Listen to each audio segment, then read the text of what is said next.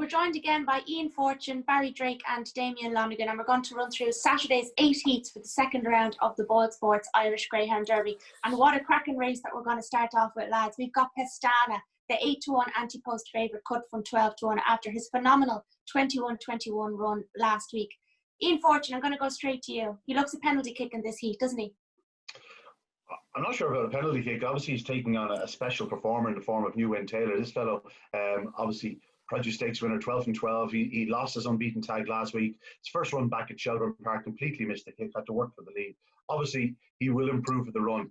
That said, he's going to really need to improve the run because he's about 9 lengths to find on Pestana on the clock. Pestana really did look the real deal last week. He's ideally housed in red. He's an absolutely exceptional early pace greyhound. Owen McKenna has him in flying form.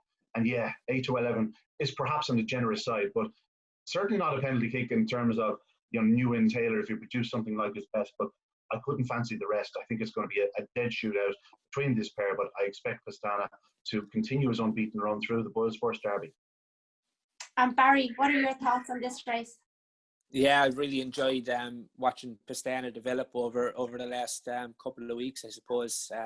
27.90 around Curraheen Park, and since transferred that form to Shelbourne Park, and he's unopposable really from trap number 1. But I'm just excited to see him back in action on Saturday night, and hopefully he'll do the business for Owen McKenna and owner Des Grace.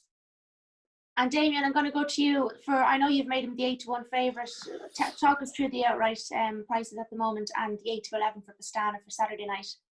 Yeah, he was 10s after his run on Friday night, sorry. But then when the draw was done, trap 1 in the first heat on Saturday night, he's going to be on the best of the track. So look, he could go near the record tonight or Saturday night if he comes away racing. Like, trying to price the race, 8-11 Pestana, but if you end up going 7-4, 2-1 New Win Taylor, you could have egg on your face. New Win Taylor, the pay. I know maybe 5 moving in last week made him look more impressive going to the corner, but he, I thought he wasted a lot of energy to get to the front, and he just emptied on the way home. Have no doubt this dog will be a different dog next week. But trying to price is a 2-dog race. It's double figures the rest. Slippy Keen is a 12-1 chance. Toolmaker Daddy. Look, it's as Ian was saying, it's a 2-dog race, and I think everything is in Pestana's favour. He's his trap draw. I said he's going to be running on the best of the track. Look, if he gets loose, could we see a track record going? We might do. What price here for the track record? Still 5-4? Evens. Evens. So you can get even money for the track record to be broken, right? So Pestana 8-11, or a few of you were mentioning New Win Taylor at 13-8. So we go on to Heat 10. Look, we've got the fantastic Wolf. What a race he ran last week. We haven't seen him since the Easter Cup. He came out well. Unfortunately, he had his kennel mate behind him, Ballyhimmakin Jet. But look, he's in trap 1 in this heat. He's 5-4. What do you make of this heat, Ian? Obviously the big 2 in the market, they're getting on a bit, but Wolf, after a long layoff, considering he hadn't run since the Easter Cup, he had a couple of strange trial forms back. His previous trial, 1879, was useful without being sensational, but yeah, he showed real good early speed to the third bend of the night. It was fairly predictable he was going to tie up. Ballymac Anton, he's also approaching his 4th birthday. Got there more in workman-like type fashion. He wasn't really going to lead around the corner, but they got in each other's way on the outside. He was left in front. He was never going to be beaten thereafter. He wins 4 lengths, but the runner-up lad shows more pace than him.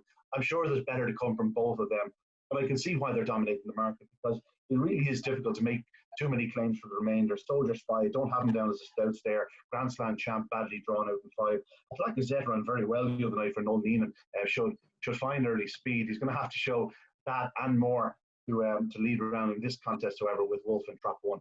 Yeah, Wolf at 5-4, I thought that was very fair. I wouldn't be surprised if he was odds on the night.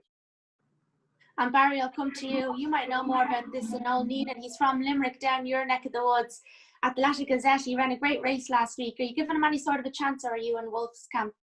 Yeah, he's up against it. I think on Saturday night, I thought Wolf ran a fine race in defeat last week. Just maybe their best days are behind them. Wolf and Ballymac Anton, they're pushing on, and as Ian said, but from trap number 1, I think Wolf will set the early pace, and he could take a bit of catching off the front.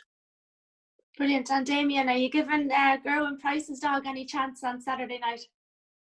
Great if he qualified, but no, I can't see it. He'll have a lot of room in him because Soldier Spy will be gone into the corner. He'll be able to move in. But look, these two, Wolf and Ballymac-Anton, I think Ballymac-Anton done us a wicked favour in the final. Ledger turning over Wolf, and then it was the opposite way in the Easter Cup. So, look, Wolf ran a huge race. That I don't know where that sprint trial came out of, 20 something maybe.